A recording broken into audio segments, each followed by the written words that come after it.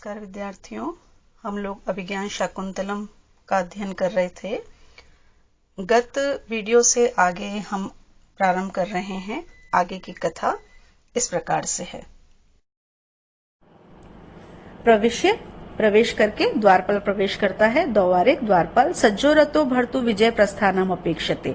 द्वारपाल आकर के कहता है कि रथ सज गया है, तैयार है और स्वामी की विजय प्रस्थान की इच्छा रख रहा है, प्रतीक्षा कर रहा है। एष पुनर् नगरात् देवीनाम अज्ञप्ति हरः करभक आगतः। और ये नगर से, हस्तिनापुर की बात कर रहा है वो, कि हस्तिनापुर से देवी का संदेश लेकर के करभक आया है। ये प्रश्न पूछा जाता है कि देवी का संदेश लेकर के कौन आया था, तो आपको स्मरण रखना है कि देवी का संदेश लेकर के करभक आया है। तो उसने कहा कि आपके विजय की प्रस्थान करने के लिए रथ तैयार है, और दूसरी तरफ दो सूचनाएं उसने आकर के दी हैं। पहली सूचना कि आपका रथ तैयार है, और दूसरी सूचना कि करभक आया है नगर से। देवी का मतलब राजा की जो माता है उनका कोई संदेश लेकर के वो आया है। राजा सादरम आदर के साथ, किम अम्बा भी प्रेषित है, क्या अम्बा ने भेजा है, क्या माता ने भेजा है। द्वारिक अथ किम, और क्या। राजा ननु प्रवेश्यताम, तो शीघ्र ही उसको निश्चित रूप से प्रवेश कराइए, बुलाइए उसे। द्वारिक तथा, ऐसा ही करता हूँ। इति निष्क्रम में करभकेन सह प्रवेश्य, निकल जाता है और करभक के साथ में प्रवेश करता है। एष भर्ता उपसर्प, ये स्वामी है, तुम पास जाओ। करभक जयतु भरता, स्वामी आपकी जय हो, जय हो। देव्या आज्ञा पयति, देवी ने आज्ञा दी है। आगामिनी चतुर्थ दिवसे प्रवृत्त पारणों में उपवासो भविष्यति। आगामी आने वाले चौथे दिन में मेरे व्रत की पारणा होगी, मेरा जो उपवास है उसकी पारणा होगी। तत्र दीर्घायुषा अवश्यम संभावनीय इति। तो जो दीर्घायुष्य, जो आप चिरंजीवी आप हैं, वो अवश्य उपस्थित होकर के मुझे सम्मानित करें। यहाँ पर करभक ने आकर के संदेश दिया है कि देवी क्या कहती हैं। देवी कहती हैं कि आने वाला जो चौथा दिन है उस दिन मेरे उपवास की पारणा होगी, अर्थात समाप्ति होगी। तो उस दिन आप वहां पर आएं और आकर के उनको सम्मानित करें कि यदि मेरा कोई कार्य है तो आप उसमें आएं और मुझे सम्मानित करें। राजा इतः तपस्वी कार्यम इतो गुरुजन आज्ञा। इधर तो तपस्वियों का कार्य है और इधर गुरुजन की आज्ञा। गुरुजन से तात्पर्य गुरु बड़ा, माता की आज्ञा। माता के लिए कहा गया है कि एक तरफ तो तपस्वियों का कार्य है कि राक्षसों से उनको बचाना है, और दूसरी तरफ माता की आज्ञा है कि हस्तिनापुर वापस लौटना है। द्वयम अपि अनतिक्रमणीयम, और दोनों ही कार्य ऐसे हैं जिनका अतिक्रमण नहीं किया जा सकता, जिनका उल्लंघन नहीं किया जा सकता, जिनको छोड़ा नहीं जा सकता। किमत्र प्रतिविधेयम, अब राजा चिंता में पड़ गया है, तो अब मुझे इसके संबंध में क्या करना चाहिए। विदूषक त्रिशंकु एवं अंतराले तिष्ठ। विदूषक कोई समाधान नहीं देखता है, बल्कि बहुत ही हल्की बात की तरह कहता है कि त्रिशंकु के समान ही तुम बीच में ठहर जाओ। त्रिशंकु की कहानी का यहाँ पर उन्होंने वर्णन किया है, एक जिक्र किया है। त्रिशंकु एक सूर्यवंशी राजा थे और ये सशरीर स्वर्ग जाना चाहते थे, और इसके लिए उन्होंने विश्वामित्र से प्रार्थना की, और विश्वामित्र ने कहा कि मैं तुम्हें सशरीर स्वर्ग भेज दूंगा। उन्होंने सशरीर उसको स्वर्ग भेजने का प्रारंभ किया, और जैसे ही वो सशरीर जाने लगे तो जो देवता थे उन्होंने राजा वशिष्ठ से कहा कि अगर ये सशरीर यहाँ आ जाएगा तो इंद्र का जो सिंहासन है वो उनके हाथ से छूट सकता है, तो इन्हें नहीं आने दिया जाए सशरीर, कभी कोई स्वर्ग में नहीं आता है। तो वशिष्ठ ने तप किया और उन्होंने उनको ऊपर जाने से रोका। तो विश्वामित्र ने उनको नीचे आने से रोका और वशिष्ठ ने उनको ऊपर आने से रोका। तो ऐसा माना जाता है कि ना तो वो ऊपर जा पाए और ना ही वो नीचे आ पाए, और वो बीच में ही रुक गए।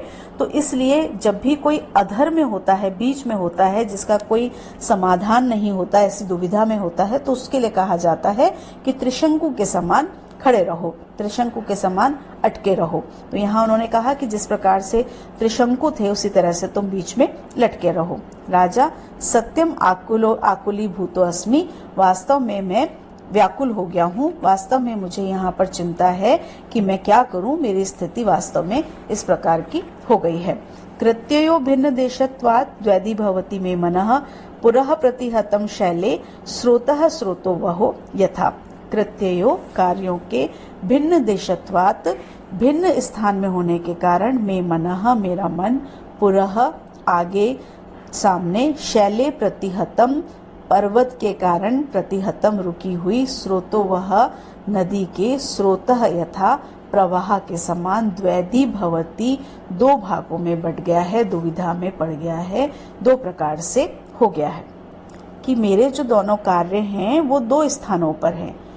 राक्षसों से जो ऋषियों की रक्षा करनी है वो तपोवन में करनी है और माता का जो कार्य करना है उसके लिए नगर जाना होगा।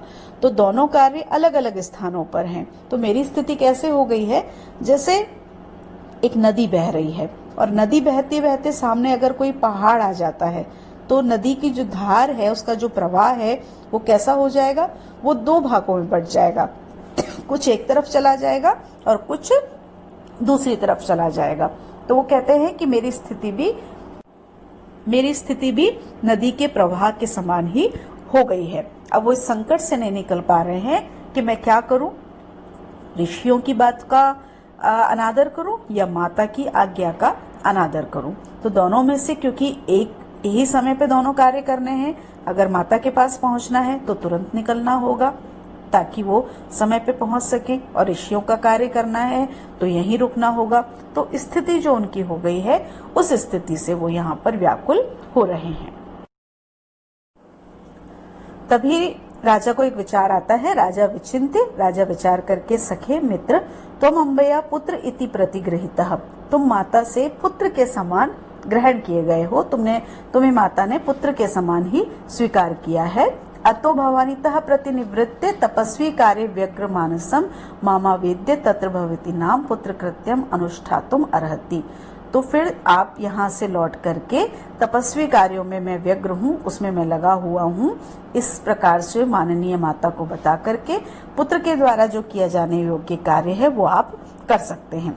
विदूषक न खलु माम रक्षो भीरुकम गण्यसी, लेकिन आप मुझको राक्षसों से डरा हुआ नहीं मानोगे। आप ये मत समझ लेना कि मैं राक्षसों से डर गया हूँ।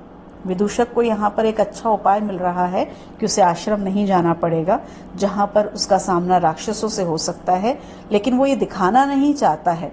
तो वो कहता है कि ये मत मान लेना कि मैं राक्षसों से डर गया हूँ। राजा सस्मितम, राजा मुस्कुरा करके कथम एतत् भवति संभाव्यते, राजा मुस्कुराता है क्योंकि वो वास्तविकता समझ जाता है, लेकिन उसका मन रखते हुए, उसका सम्मान रखते हुए कहता है कि आपके लिए इस प्रकार से कैसे सोचा जा सकता है। विदूषक यथा राजानुजेन गंतव्यम तथा गच्छामि, जैसे राजा का छोटा भाई जाता है उसको जाना चाहिए, उस प्रकार से ही मैं जाऊंगा। देखिए, राजा के सामने ये चिंता थी कि एक तरफ माता का कार्य है, एक तरफ ऋषियों का कार्य है, क्या किया जाए। और राजा ने अपने बुद्धि चातुर्य से इस समस्या का हल निकाला और उन्होंने कहा कि माता ने तुम्हें भी पुत्र के समान ही माना है, तो तुम यहाँ पर जो ऋषि हैं उनकी रक्षा राक्षसों से नहीं कर सकते, लेकिन माता का जो कार्य है, जो पुत्र के द्वारा किया जाना है, वो तुम कर सकते हो। तो तुम पुत्र के रूप में माता के पास जाओ, वो कार्य तुम संभालो, और मैं यहाँ पर राक्षसों से ऋषियों की रक्षा करता हूँ। राजा ननु तपोवन अपरोधः परिहरणीय इति सर्वानुयांत्रिकान् त्वया एव सह प्रस्थापयामि, और जो तपोवन है उसमें भी बाधा को दूर करना चाहिए, इसलिए सभी जो अनुचर हैं, सेवक आदि हैं, उनको भी मैं तुम्हारे साथ ही भेज रहा हूँ। राजा ने कहा कि क्योंकि ये तपोवन है तो यहाँ पर बहुत ज्यादा अनुचर नहीं होने चाहिए, उनकी तपस्या में बाधा नहीं होनी चाहिए, तो सारे जो तपोवन में जो भी अनुचर अपने राज्य से आए हैं उनको भी मैं तुम्हारे साथ में ही भेज रहा हूँ। विदूषक बड़ा प्रसन्न होता है इस बात से, सगर्वम और गर्व के साथ कहता है तेन ही युवराजो अस्मि इदानीम संप्रतः, तो अब तो मैं इस समय बिल्कुल युवराज ही हो गया हूँ। जैसे युवराज एक सेना के साथ, एक लाव लश्कर के साथ जाता है, उसी प्रकार से क्योंकि सारे अनुचर विदूषक के साथ जाएंगे, तो उसने कहा कि मैं तो बिल्कुल युवराज ही हो गया हूँ, माता के पुत्र के रूप में जा रहा हूँ, सारे सैनिक मेरे साथ में जा रहे हैं, सारे अनुचर मेरे साथ जा रहे हैं, तो मैं पूरी तरह से युवराज ही हो गया हूँ। राजा स्वगतम, राजा अपने मन में सोचता है, चपलो अयम बट्टू, ये जो बालक है ये थोड़ा चंचल है, कदाचित अस्मत् प्रार्थनाम अंतःपुरेभ्यः कथयेत्, कहीं ऐसा ना हो कि मेरी बात को ये अंतःपुर में जाकर के कह दे। अंतःपुर पहले भी हम बात कर चुके, जहाँ रानियां रहती हैं, रनिवास होता है, उसको अंतःपुर कहा जाता है। तो राजा को लगता है कि उसकी जो अन्य रानियां हैं उससे जाकर के ये शकुंतला से संबंधित जो बात हुई है उसको कह ना दे, क्योंकि ये थोड़ा सा स्वभाव से चंचल है, तो ऐसा ना हो कि वहां जाकर के ये बात कह दे। भवतु एनम एवं बक्ष्ये, अच्छा तो मैं इसको इस प्रकार से कहता हूँ। विदूषकम हस्ते गृहीत्वा, विदूषक का हाथ पकड़ करके, प्रकाशम सामने वयस्य मित्र ऋषि गौरवात आश्रमम गच्छामि, मैं ऋषि के गौरव के कारण, ऋषियों के प्रति जो मेरे मन में आदर का भाव है उसके कारण मैं आश्रम जा रहा हूँ। न खलु सत्यमेव तापस कन्याकायाम मम अभिलाषः, वास्तव में उस तपस्वी कन्या के प्रति मेरी कोई अभिलाषा नहीं है, कि मैं जो आश्रम जा रहा हूँ वो ऋषियों के कार्य से जा रहा हूँ, उनको आदर दे करके जा रहा हूँ। मैंने जो वो तपस्वी कन्या की तुमसे बात की थी वो कोई सत्य बात नहीं है, उसमें मेरी कोई भी अभिलाषा नहीं है।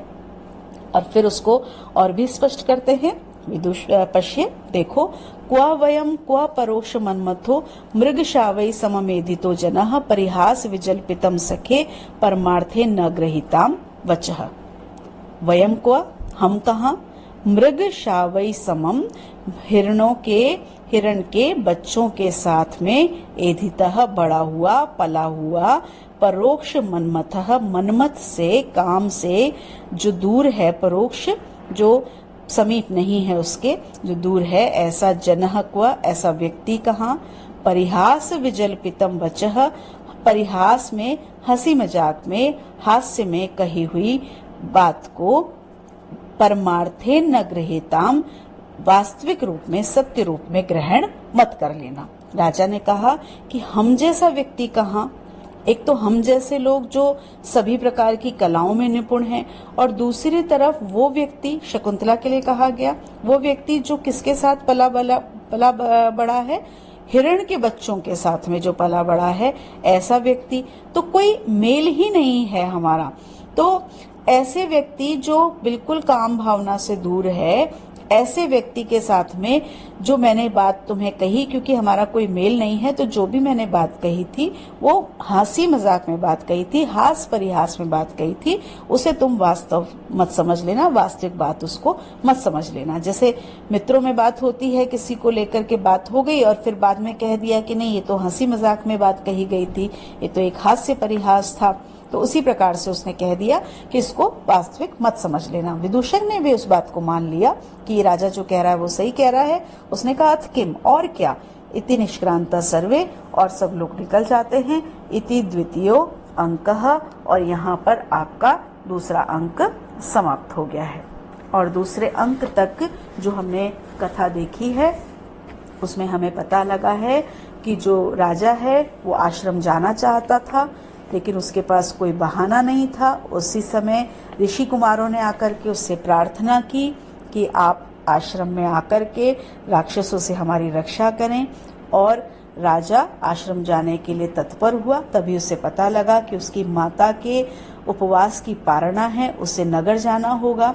उसके सामने दुविधा थी, उस दुविधा को दूर करने का उपाय उसने सोचा, और विदूषक को उसने अपने स्थान पर माता के पास भेजा। और जिस विदूषक से कुछ समय पहले उसने शकुंतला के विषय में बात की थी, उसे ये भी विश्वास दिला दिया कि शकुंतला के विषय में जो भी बात मैंने तुमसे कही थी उसमें यथार्थ नहीं है, उसमें कोई सच्चाई नहीं है, वो सिर्फ हास परिहास में कही हुई बात है। क्योंकि राजा को ये डर है कि कहीं ये जाकर के रानियों के सामने शकुंतला की बात न कर दे, इसलिए उसने विदूषक से इस प्रकार से कहा है। और यदि हम एक लेखक की दृष्टि से देखें कालिदास की दृष्टि से देखें तो ये बात क्यों कहलाई है कालिदास ने यहाँ पर, क्योंकि हमें पता है कि आगे कहानी कुछ मोड़ लेने वाली है।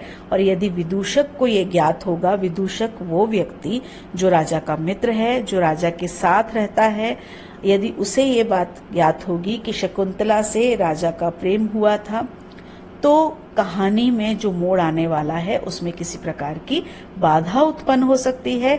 इसलिए यहाँ पर उन्होंने विदूषक के मस्तिष्क से शकुंतला के नाम को मिटाने का प्रयास यहाँ पर करवाया है। और इस प्रकार से यहाँ पर ये दूसरा अंक समाप्त हो गया है। अब हम अगली क्लास में तीसरे अंक को प्रारंभ करेंगे। धन्यवाद।